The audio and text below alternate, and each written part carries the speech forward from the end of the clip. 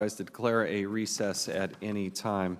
Thank you all for being here. It's an important hearing on a topic that has gone on for far too long. We had the death of one of our bravest, one of our best in Brian Terry, and this government, as I have said many, many times before, is different than most other governments in the world, and that is we are self-critical.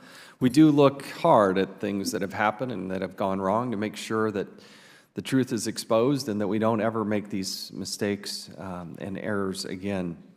We are also, as a committee and staff, issuing I think it's 259-page report. I want to thank a few people as we get into this.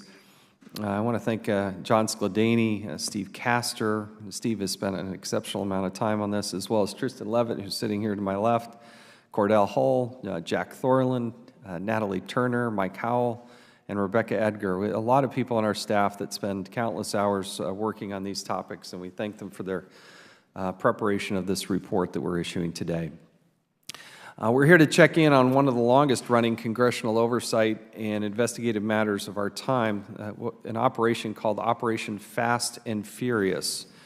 Congress is now in its 7th year in search of a complete accounting of the facts relating to the reckless gun trafficking operation that left Border Patrol agent Brian Terry murdered. This happened on December 14th, 2010, and we still don't have all the answers. At the scene of Agent Terry's murder in 2010, 2 modified AK-47 type assault rifles were recovered. The weapons were traced to Operation Fast and Furious. The strategy of this failed operation, encouraged by the Department of Justice, was to focus the resources of the Bureau of Alcohol, Tobacco, and Firearms on Mexican drug cartels rather than low-level straw gun purchasers. As such, a program was born that allowed straw purchasers to supply Mexican drug cartels with firearms. Purchasing a firearm for someone other than yourself is illegal.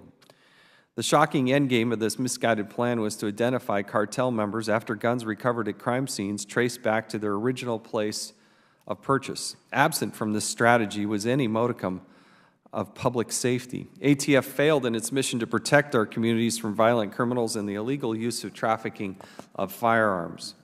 Let's keep in mind, these were nearly 2,000 weapons that they knowingly and willingly let out onto the streets. Agent Terry's family, who's here and will participate in the second panel, should not have to wait more than 6 years for answers and accountability. We're grateful they're here, and we look forward to hearing their story again in the second panel. Our committee began its work in February 2011 under the leadership of Chairman Darrell Issa.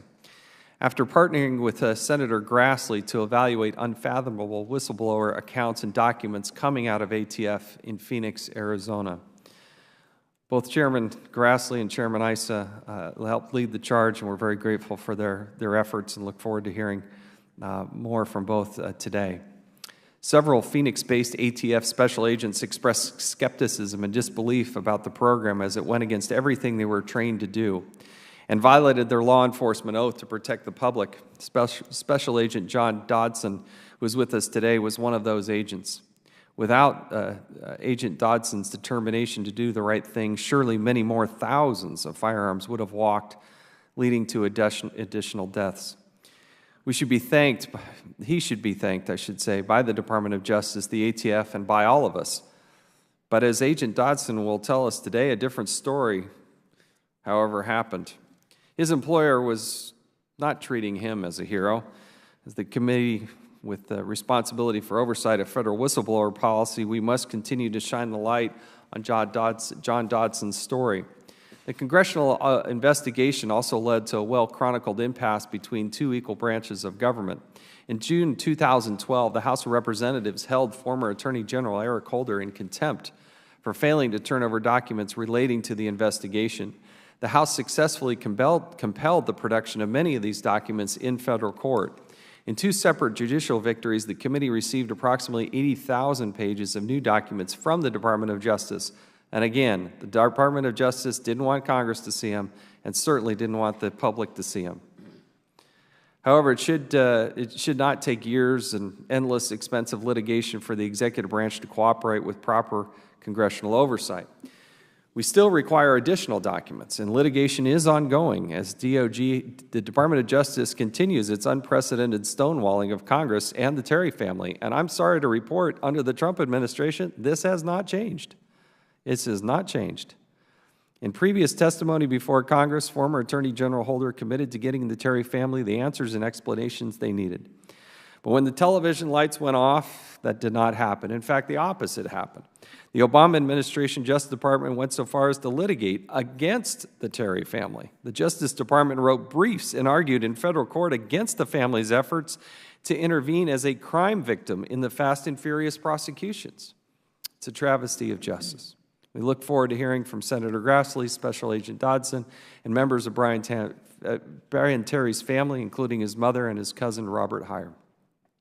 We look forward to hearing their accounts and perspectives from a vantage point 6 years later.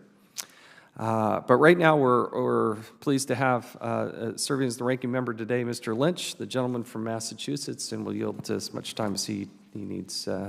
Mr. Lynch, you're now recognized. Thank you, Mr. Chairman.